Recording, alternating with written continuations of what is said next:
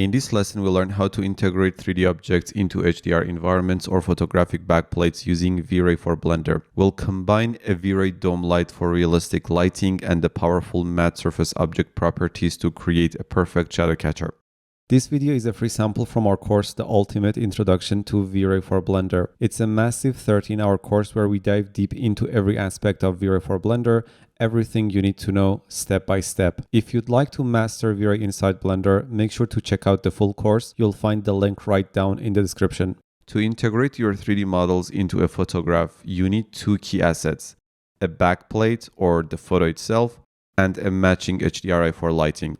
For this example, I'm using a photo and its matching HDRI from Polyhaven, a fantastic resource for free assets.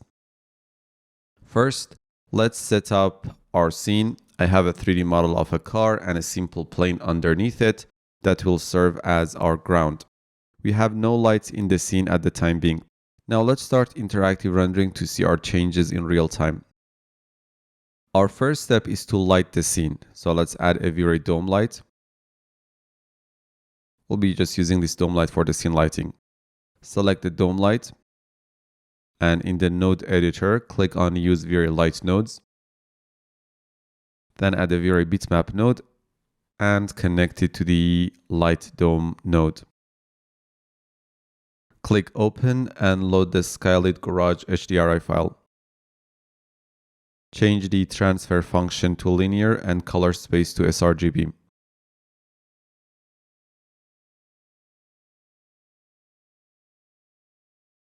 I'm going to hide the ground plane for a moment so we can see the HDRI better. Now we need to rotate the HDRI to match the lighting in our eventual backplate. We can take a look at our backplate and then start rotating the HDRI on the Z-axis.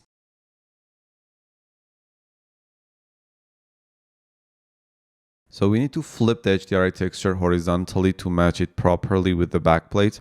To do that, first let's add a V-Ray UVW mapping node.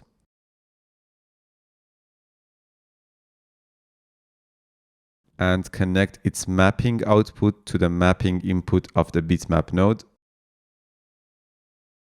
And change the mapping type to environment. Then add a transform node and connect it to the UVW transform input of the UVW mapping node.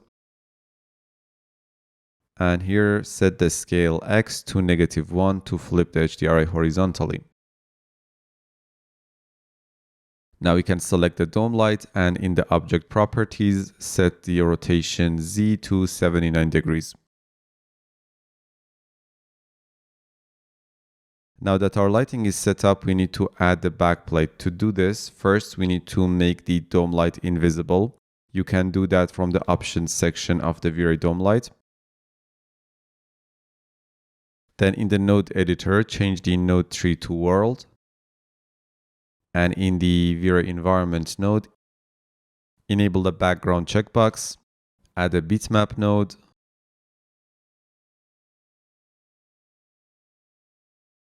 and load the backplate photo that matches the HDRI, and then connect it to the background input of the environment node. You notice the background image is not mapped properly to the screen. To do so, add a new UVW mapping node and connect it to the mapping input of the bitmap node.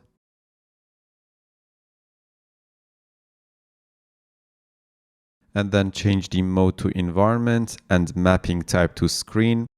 Now we can see the backplate image in the background while the dome light is being used for the actual lighting.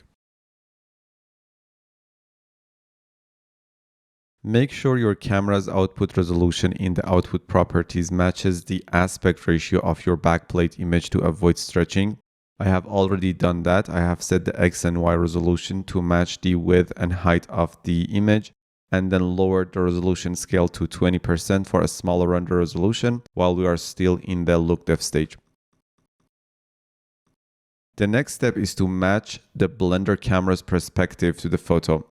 We can do this by manually moving the camera around, or for a perfect match, you can use a tool like the F-Spy add-on to calibrate your camera. Let's make our ground plane visible again. You'll notice it has a default material and it's catching the shadows from our car, but it's also blocking our view of the backplate. We need to turn this plane into a shadow catcher. In V-Ray, this is done using the matte surface properties. Let's change the node tree to object. Object node tree allows you to modify an object's geometric properties and behavior at render time using a node-based system, similar to how you edit your materials. Instead of a special material, matte surface is an object level setting. So let's select the ground plane object, go to the object properties tab, and scroll down to find the V-Ray object properties panel. Here you will find the checkbox for matte surface, enable it. When enabled, you notice a V-Ray matte properties node is connected to the matte input of the V-Ray object output node. So the settings will mirror each other in the node editor and in the object properties tab. Instantly, the ground plane becomes invisible in the render. To see the shadows that it catches, enable the shadow checkbox. Now we can still see the shadows that it catches, and just like that, the car is integrated into the photo. Now let's take a closer look at the options available under the matte surface section, as they give you incredible control. When you enable matte surface, you get several powerful settings. Matte surface, this is the master switch. When enabled, the object becomes a matte object, invisible to the camera but able to receive shadows, reflections, and GI. Alpha contribution is one of the most important settings for compositing. It controls how the object appears in the alpha channel. Let's open up the VFB if it's not already open and turn the alpha channel in the VFB to see how the alpha contribution parameter actually works. So at 1, the object will be a solid white in the alpha channel as if it were a normal object. At 0, the object will be completely transparent or black in the alpha channel. And -1 is the traditional shadow catcher setting. The object itself is transparent, but any shadows that fall on it will be cut out of the alpha channel, making them visible against a transparent background. To see how it works, let's enable Effect Alpha as well. So Effect Alpha must be enabled if you want the shadows to actually be rendered into the alpha channel. So when using an alpha contribution of -1 as we discussed earlier. For now, let's get back to the RGB render. Now let's continue with the rest of the parameters. Now, shadows, we have a simple checkbox here to enable or disable the object's ability to receive shadows. You'll almost always want this enabled. Shadow tint allows you to apply color to the captured shadows. This is great for artistic control or to better match the color temperature of the shadows in the backplate. Shadow brightness controls the intensity of the shadows. 1 is the physically correct value, but you can lower it to make shadows fainter or raise it to make them darker, again, to match the shadows in the backplate. Then we have this reflection, refraction, and GI amount. These are advanced and incredibly useful options. They allow your matte surface to not only catch shadows, but also catch reflections, refractions, and bounced light or global illumination from your 3D objects. This adds a huge level of realism, as the ground in the photo will now correctly reflect the 3D car or anything else that you placed upon it. For example, if I select the ground plane object and take a look at its material,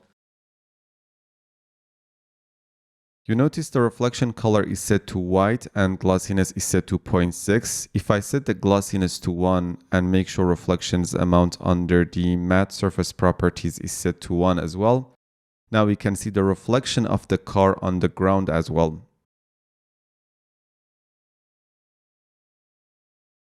For now, let's set the reflection glossiness of the ground material to 0.5.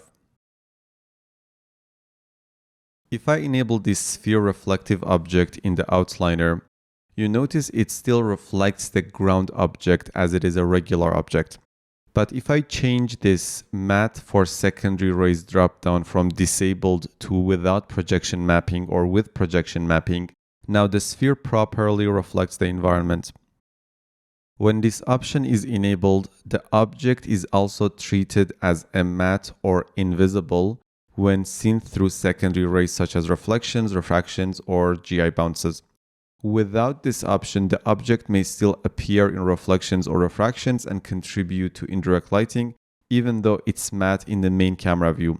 This can look wrong if you are compositing the 3D over a photographic background, since the matte geometry might block or reflect things that shouldn't be there. But with this option enabled, the object disappears for all secondary rays as well, so reflective or refractive surfaces in your scene won't show the matte geometry, and GI rays won't be blocked by it. Essentially, the matte object becomes a pure placeholder that only exists to catch the shadows and the lighting for the final composite, but doesn't interfere with light transport in the scene. Let's take a quick look at the difference between without and with projection mapping options. Now, without projection mapping, with this option, the matte object is invisible to secondary rays and instead shows the background or environment. However, no projection mapping is applied, so reflections or refractions may look flat or unrealistic. But with projection mapping, in this case like the previous mode, the matte object is replaced by the environment in secondary rays, but additionally, projection mapping is applied so reflections and refractions align correctly with the background plate. Much more realistic for compositing. And there you have it. In this lesson, we learned how to integrate 3D objects into photographic backplates using the V-Ray dome light for lighting and the versatile matte surface properties to create a realistic shadow, reflection, and GI catcher. See you in the next one.